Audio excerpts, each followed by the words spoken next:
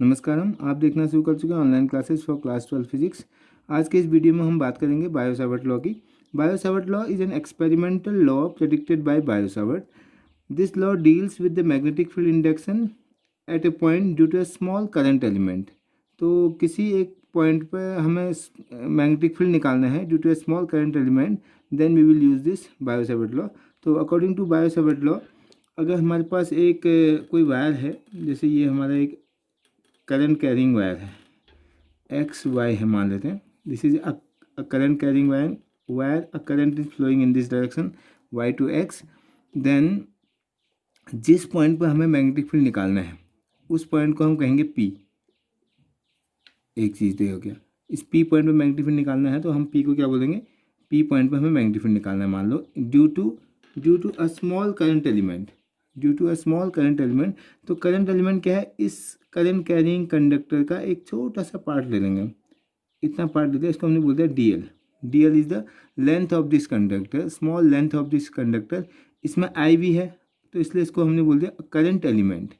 तो ये D L हो गया हमारा with I D L is called current element. तो करंट एलिमेंट बहुत स्मॉल है, इसमें तो काफ़ी बड़ा दिख रहा है फिर भी। तो करंट एलिमेंट से इस पॉइंट तक के डिस्टेंस को हम बोलते हैं आर। तो हर डेरिवेशन में जो भी आगे से हमारा यूज होगा, जब भी हम बायो-सावर्ट लॉ की बात करेंगे तो सबसे पहले उसमें एक करंट एलिमेंट ढूंढेंगे, दूसरा जिस पॉइंट पर मैग्नेटिक फील्ड निकालना है वो पॉइंट को पी बोलेंगे, and the distance between this current element and the point P where we wish to calculate the magnetic field due to this current element is called the small R, और उसको हम normally small R लिखेंगे। R हमारा इसकी distance हो गई। अब आते हैं angle between and the angle between D L and R is called the theta. D L से ही आएंगे, हमेशा डी एल वाली लाइन से ही हम आएंगे कहाँ की ओर, R. The angle between D L and R is called theta. तो ये सारे पैरामीटर्स हैं हमारे पास। इन पैरामीटर्स के बेस पर बायो-सावर्ट ने बोला the magnetic field at this point is D B, let us suppose. So this D B is directly proportional to I. Obviously I की वैल्यू बहुत हाई होगी तो मैग्नेटिक फील्ड ज़्यादा होगा, आई की वैल्यू कम होगी तो मैग्नेटिक फील्ड कम होगा। इसके अलावा this D B is directly proportional to a current element. I तो है ही है, साथ में डी एल लिख सकते हैं हम, current element I D L. And the magnetic field due to the small current element is inversely proportional to the square of the distance between this current element and the point where we wish to calculate the magnetic field, this is R square. इसके अलावा Biot Savart law angle dependent भी है। This angle is called, let us suppose theta, angle between D L and R. ये ध्यान रखना, D L पहले बोल रहे हैं हम, तो डी एल से लेके आर तक के डिस्टेंस को हमने बोला थीटा। और तो डी बी जो डिपेंड करता है वो that depends upon the directly proportional to the sine of this angle theta.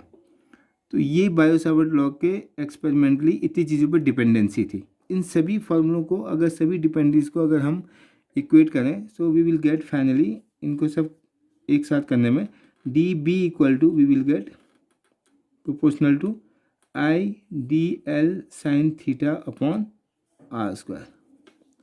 तो इस पूरे उससे हमें ये आ गया, D B equal to I D L sine theta upon R square. अगर इस प्रोपोर्शनलिटी साइन को हटाएं तो हमारे पास एक कांस्टेंट आता है, so that D B equal to mu not upon 4 pi I D L sine theta upon R square, where mu naught is called the absolute permeability, absolute permeability। पहले वाले हमारा जब हम पढ़ते थे वो इलेक्ट्रिक फील्ड, उसमें परमिटिविटी था, यहाँ पर परमिएबिलिटी है। परमिएबिलिटी का मतलब कोई भी मटेरियल किसी मैग्नेटिक फील्ड की वजह से कितना मैग्नेटाइज हो रहा है, या उस मटेरियल की क्या एबिलिटी है, उसको मेजर करने के लिए एक फिजिकल पैरामीटर है परमेबिलिटी। तो परमेबिलिटी मीडियम डिपेंडेंट है, इसलिए ये मीडियम पर भी डिपेंड करता है। अगर हम एयर या वैक्यूम की बात करेंगे उस केस में हम इसको एब्सोल्यूट परमेबिलिटी बोलते हैं। तो इसकी वैल्यू जो है mu naught is equal to 4 pi into 10⁻⁷ tesla metre per ampere, इसकी unit. So this relation is called the Biot Savart law. Relation क्या है, D B equal to mu not upon 4 pi I D L sine theta upon R square. अगर इसको हम इस पूरे wire की वजह से यहाँ पर टोटल मैग्नेटिक फील्ड की ज़रूरत है तो हम उसको क्या लिख सकते हैं, तो net electric field due to this whole wire at this point P equal to, we have to integrate this dB, so we will get dB की जगह B equal to integration of mu not upon 4 pi I D L sine theta upon R square. तो ये एक relation है magnetic field के लिए। अब हमारा पूछा जाता है बहुत बार, right Biot Savart law in vector form. अगर इसको वेक्टर फॉर्म में लिखेंगे, सो बायो-सावर्ट लॉ हमारे पास dB था, so dB can be written as mu not upon 4 pi I, देखो अगर मैं एक आर से ऊपर मल्टीप्लाई करूँ और एक आर यहाँ पे है ऑलरेडी, तो ये हमारे पास हो जाएगा mu not upon 4 pi I अपनी जगह पे है dl cross R, R vector divided by R cube, this will be equal to dB। So magnetic field dB equal to mu not upon 4 pi I dl cross R upon R cube. तो dl cross R क्या है, अपने आप में vector है, तो cross product of dl and R is will give the direction of this magnetic field. और हमें पता है कभी भी जब a cross b equal to r होता था, so the direction of r is always perpendicular to both a and b। तो direction of r equal to perpendicular to both a and b। तो a एंड b जिस भी plane में होंगे उस plane के परपेंडिकुलर क्या होगा, जो उनका रिजल्टेंट वेक्टर होगा। इसलिए इससे हम कह सकते हैं कि the direction of b is perpendicular to both dl and r। Direction की बात हम आगे करेंगे कि कैसे कैसे हम डायरेक्शन निकाल सकते हैं। तो अभी हम देखते हैं और क्या क्या फॉर्म हो सकते हैं बायो-सावर्ट लॉ के। अगर इसी बात को हम थोड़ा सा और अच्छे से लिखें तो we know that J equal to I upon A होता है। अगर मैं इसको dl से मल्टीप्लाई करूँ, dl से मल्टीप्लाई कर दें, तो I dl can be written as I dl equal to J times dV। So this form can be written in the form of dB Biot Savart law equal to mu not upon 4 pi I dl को हम लिख सकते हैं J dV। तो J तो vector है ही है, तो J cross R vector dV आ जाएगा डिवाइडेड बाय आर क्यूब। तो ये हमारा हो जाएगा किस फॉर्म में, इस फॉर्म में भी लिख सकते हैं। इसी फॉर्मूले को हम अगर आई dl को हम ये भी लिखते हैं I dl equal to QV। I का मतलब हो गया charge upon time Q by T, dl upon dt को हम लिख सकते हैं V, Q इंटू V।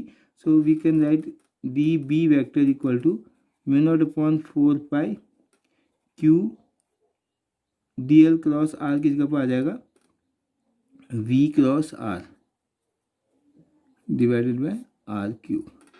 सो ये भी एक बायो-सावर्ट लॉ का फॉर्म है, ये भी बायो-सावर्ट लॉ का फॉर्म है। तो तीन अलग अलग फॉर्म हमने बना दिए। तो इसके अलावा हम बायो-सावर्ट लॉ के कुछ स्पेशल फीचर्स की बात करें तो बायो-सावर्ट लॉ में पहली बात तो एनालॉगस है कूलॉम लॉ इन इलेक्ट्रोस्टैटिक्स के। जो कूलॉम लॉ का रोल इलेक्ट्रोस्टैटिक्स में, वही मैग्नेटिज्म में बायो-सावर्ट लॉ का रोल है। दूसरी बात क्या है कि बायो-सावर्ट लॉ बेस्ड है करंट एलिमेंट, तो मतलब जो भी मैग्नेटिक फील्ड का सोर्स है दैट इज करंट एलिमेंट है आई dl which is a vector. जबकि उसमें क्या होता था, इलेक्ट्रोस्टैटिक्स में हम बात करते थे तो बायो जो कूलॉम लॉ है वो चार्ज पे डिपेंडेंसी है उसकी, और चार्ज जो है स्केलर है। इसके अलावा बायो-सावर्ट लॉ एंगल डिपेंडेंट है, जबकि कूलॉम लॉ में ऐसा कोई वो नहीं है। और एंगल डिपेंडेंट होने का मतलब यह है कि इसके अलावा जो बायो-सावर्ट लॉ में जो रिजल्टेंट वेक्टर होता है, जो मैग्नेटिक फील्ड की डायरेक्शन है, that is perpendicular to both current element and the distance between the current element and the point. और चौथी चीज़ है कि दोनों जो फोर्सेस हैं वो लॉन्ग रेंज फोर्सेस हैं। इसके अलावा दोनों जो है सुपरपोजिशन के प्रिंसिपल को फॉलो करते हैं। तो ये सब बेसिक आइडियाज़ हैं बायो-सावर्ट लॉ के बारे में। अब हम बायो-सावर्ट लॉ के बेस पर अलग अलग शेप्स के या अलग अलग जो करंट कैरिंग कंडक्टर्स हैं उनकी हेल्प से हम मैग्नेटिक फील्ड निकालेंगे। Thank you.